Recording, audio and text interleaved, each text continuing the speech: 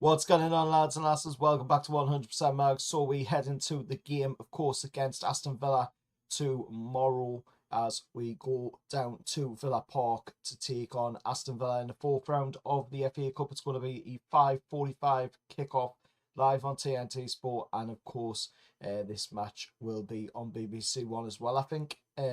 So if we progress through, we will be seeing ourselves go through to the fifth round of the FA Cup, which the draw will, of course, take place ahead of the game against Macclesfield and Brentford on Monday. But we've got to get through the game first, of course. Looking at it, we've played Aston Villa already twice this season, and I've got to say, in both games, we've tried our best to, beat Aston Villa, but it's been one of those things where both teams are really going at it, trying to beat each other. I thought we played really well in the first game we played against them at the start of the season. Yes, we've come away from the game with a draw, and 0-0 draw at that. But I think, we had the better of them in that game, personally. There's probably going to be people that will disagree with us on that, but at the end of the day, entitled to the opinion. But I think, we played really well in the first game of the season against them. We were very unlucky to come away from that game, with only a point. And then the game at St James's Park, played against them only, just last month, I believe it was. Was obviously a defeat to Aston Villa. And again, I thought we did really well with what was it with disposal. A lot of injuries have been happening of late, and it's been costing with at times throughout this season. Probably has been a bit too much to deal with on the injury side of things once again this season. But going into this game, of course, tomorrow night, this is a chance for us to push ourselves through into the fifth round of the FA Cup. And now that we are out of the League Cup, we've only got the Premier League and the Champions League and the FA Cup left to concentrate on three competitions we're in for. Could the FA Cup maybe be something that, we'll see ourselves push a little harder on to maybe see if we can win that this year, and it'd be an upgrade, of course, away from the Carabao Cup. But looking at it, this is going to be one of those games where both teams are going to definitely be going at each other. We're going to see probably a midfield battle in there like we're doing most games. And with that being said, obviously it's got to be decided on the night. There's no second chances. So if it is level, it's going to obviously be extra time needing to be played. And then, of course, if it's still a, level after that, then it is the dreaded penalty shootout, of course, if needed. Which sees, of course, like I say, the winner going through to the fifth round of the FA Cup. But looking at the team news on, our side of the fence, going in at Newcastle's side of the fence, of course, speaking to the media this morning, Eddie offered little encouragement regarding several key named players, of course, saying that the unavailability is, of course, still there for Joe Linton, Tino Livramento and Fabian Shaw. And major doubts are being spread, of course, and thought of over Bruno and Lewis Miley. We've heard, from Eddie in previous press conferences that Lewis Miley is suffering from a dead leg. I've got to say it's the worst case of a dead leg I've ever heard of. That's kept a player out for this long, and obviously Bruno having, of course, some problems in the last match that we played, of course. But neither midfielder was, strongly indicated to feature, leaving, us potentially short of options in that engine room once again. Something that, has defined a large part, as I've said already, of this season. It has cost quite a bit this season, the injury crisis that's going on, but it's going to be another one of those situations where Eddie's going to have to manage the squad the best he can. There's probably going to be a bit of rotation in there, especially with the trip to Qarabag right after this 6,000 trip all the way to Azerbaijan. After this, of course, which is a Champions League knockout playoff game, first leg, which obviously we're going to want to do well in that, because that gives us a chance to progress further in the Champions League as well.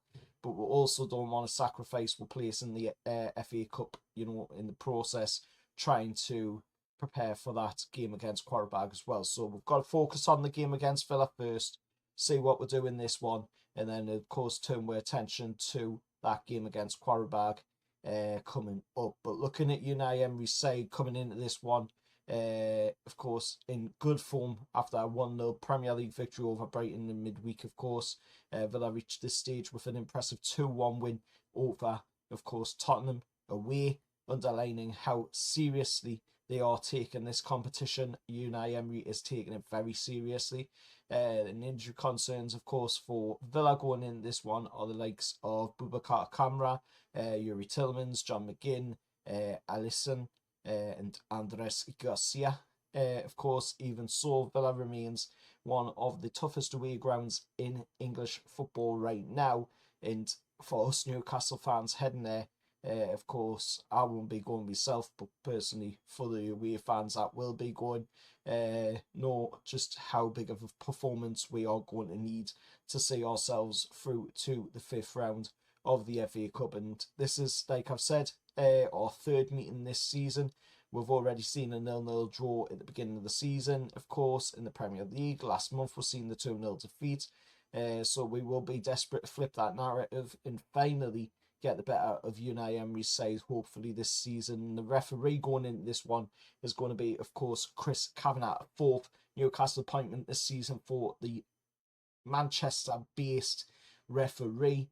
His previous Newcastle games this year, of course, have been a 1-0 win against Wolves in the Premier League, a 2-0 win against Spurs in the League Cup, and a 2-0 loss against Man City in the League Cup. Notably, this will be his first Newcastle away fixture of the campaign, so we'll have to wait and see what he does on this one.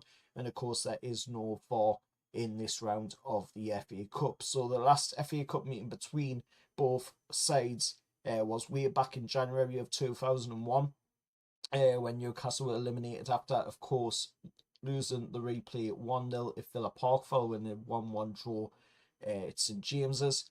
Historically, FA Cup meetings between Villa and Newcastle have often conceded with deep 2 runs, of course, including seasons where Newcastle reached the final. 2000-2001 was the 1-0 loss, of course.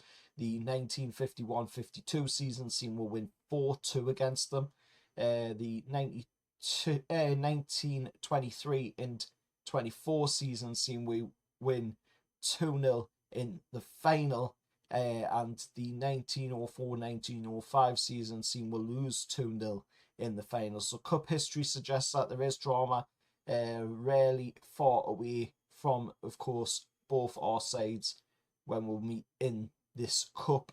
And results at Villa Park have been a mixed bag in the Premier League over the years. Of course, the most recent one this season being a 0-0. The 23-24 season, a 3-1 win. And the 24-25 season, of course, seeing us lose 4-1 in the game. Villa has proven to be a difficult venue for it, but it's not an impossible one, as we have proven over the years. So this feels like a proper cup tie. 2, of course, ambitious sides, 2 intense managers, 1 place in the next round, of course, and with injuries continuing to test our depth this season, this could come down to, of course, the squad resilience, tactical discipline of both managers as well, and moments of individual, quality cup runs can build that belief.